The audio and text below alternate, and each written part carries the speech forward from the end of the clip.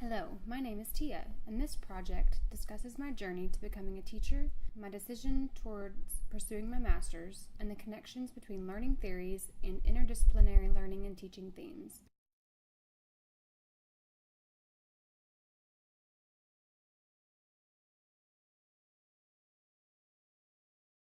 I had never planned on becoming a teacher. In fact, in 2012, I graduated with a bachelor's in history and ancient languages, with plans of doing museum work. Then, in 2013, I got married and we moved to San Antonio, Texas, and I soon discovered that there were no European history museums for me to work in. This brought about the need for a new career. So, as I have always loved working with kids, I started substitute teaching at a local Montessori school. After a year, they asked me to become a full-time assistant Montessori teacher, and I have never looked back.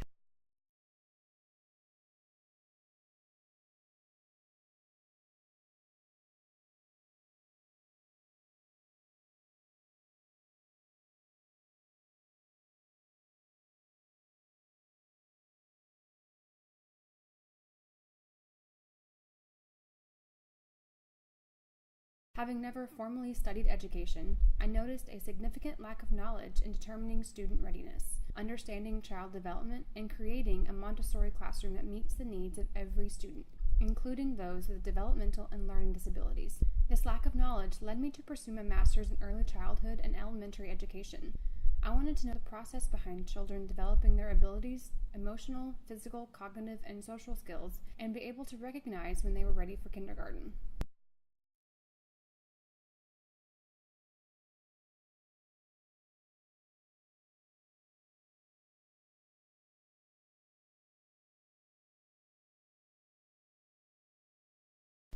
To start my journey, I needed to more fully understand the path education has taken to get to this point.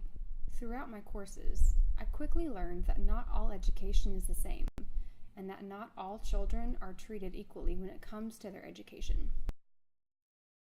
Ladston Billings made an impactful statement in her article on the achievement gap when she called out society for not taking an equal part in regards to their children's education.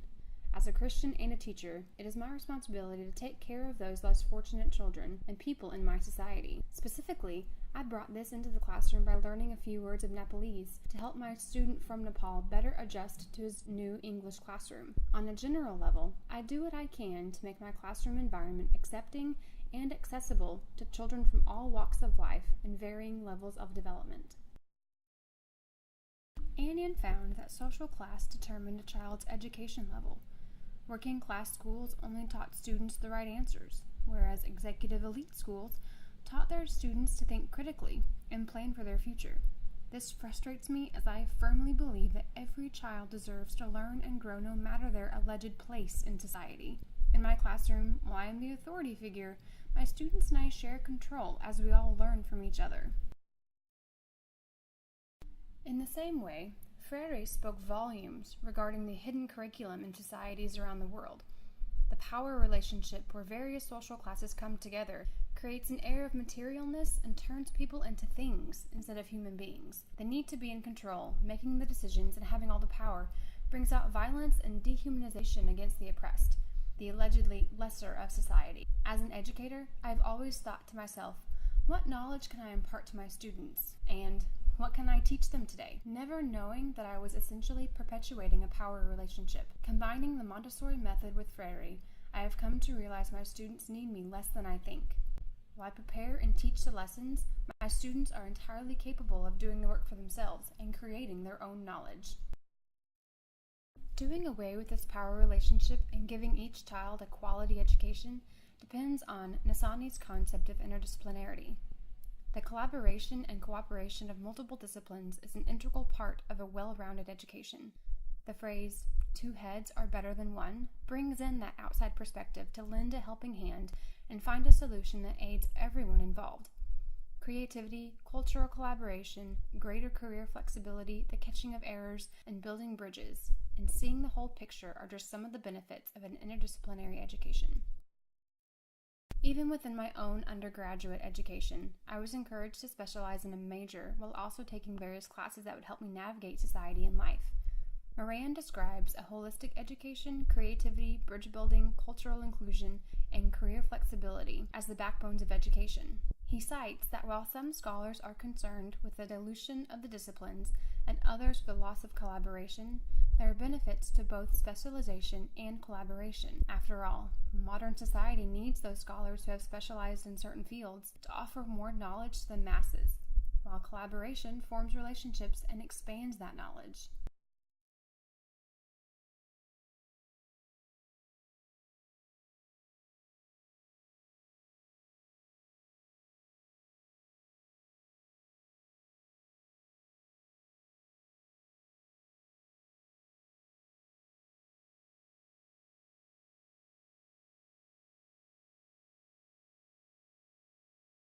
Within education, there are many different learning theories that have become frontrunners to our modern system.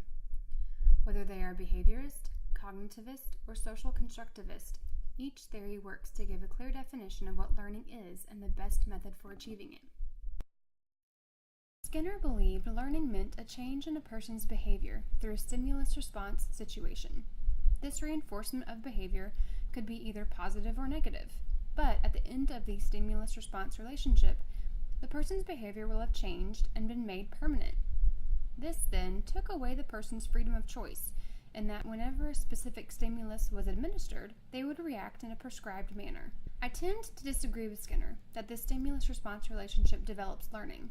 For example, the chimes in my classroom signal the end of work time and the start of circle time. However, some of my students continue to work and ignore the chimes. In this instance, I would ask, has learning occurred according to Skinner's theory? Piaget saw learning as decidedly different from Skinner. His universal theory saw learning as the end product of development. He proposed 4 developmental stages that each child progressed through in a chronological fashion. After they complete a stage, children assimilate new knowledge into their already formed conceptual schema, and thus learning has occurred. While I agree with Piaget on the assimilation of new knowledge, I do not believe that learning is the product of development, but rather an ongoing process. Vygotsky's sociocultural theory surmised that learning and development occurred simultaneously, and a child's social interactions and cultural influences had a huge impact. With his proposal of the zone of proximal development, this simultaneous learning and development is clearly seen as children work with teachers or more capable peers to develop their skills and work toward their potential development. I relate to Vygotsky's theory the most as I see my 3 to 5-year-old children all working together. The younger look up to the older, and the older are the leaders for the younger.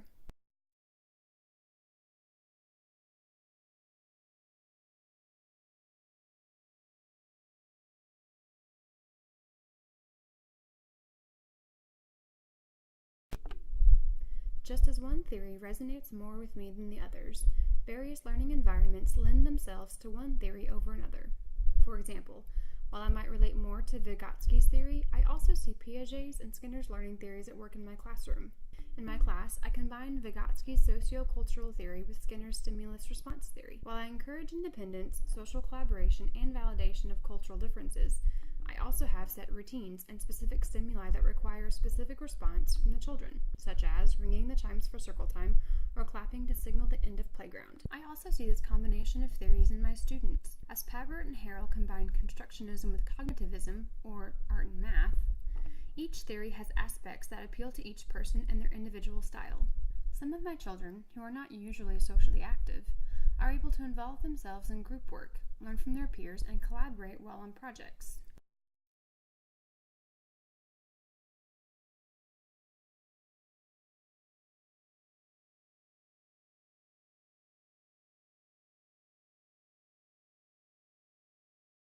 Harrower, Lee, and Meyer advocate and perpetuate diversity in education as learners are becoming more and more diverse in their abilities, learning styles, and personal backgrounds.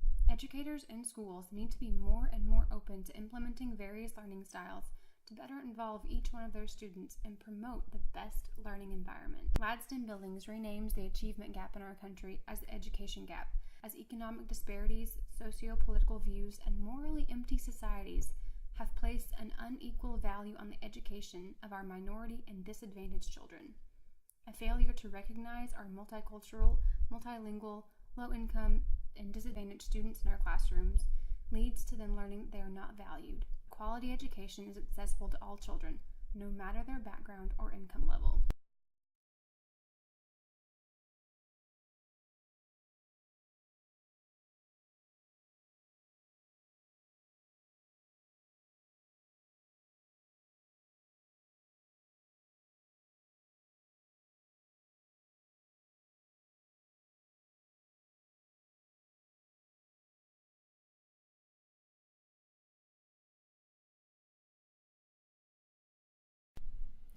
While I work with students whose families are considered to be a part of the executive upper social class, I still see the diverse learning styles, family backgrounds, and developmental levels in my classroom.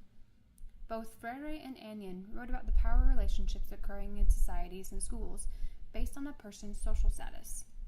In my school, I see an inverted aspect of oppression, with families from wealthy neighborhoods pushing their children to get through preschool instead of giving them time to develop on their own. This course has taught me about welcoming diversity in all senses and relating the importance of self-paced development to parents. Having gone through this course, I can say that I have a clearer understanding of education and all its intricacies. I never knew of all the inequalities and inadequacies that existed in education, and I admit I was sheltered in my worldview. Thankfully, ILT has broadened my horizons and empowered me to be better about including each and every child and their diverse backgrounds and learning abilities. I better recognize the core values of interdisciplinary learning and teaching as I prepare intentional lessons and activities. I realize that each child comes with their own set of unique skills and abilities, and I combine those with the core values to create a more accepting, accessible classroom where every child feels at home and free to be themselves.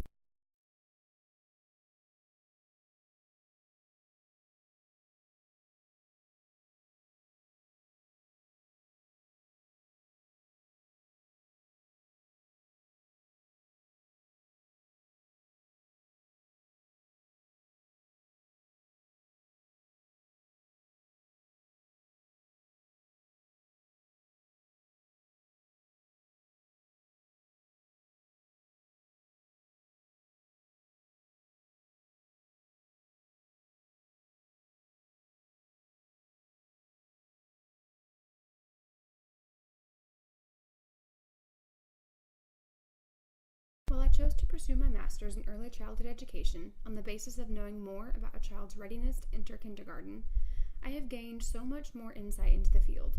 Instead of simply recognizing when a child is ready to move on, I am now aware of the diverse learning styles and theories and the social injustices that have plagued our education system. Now, instead of simply imparting knowledge, I allow the students to direct their own learning, work with them as they realize their potential, and help them become a better version of their unique self, resulting in an empowered learner effectively taking back their education.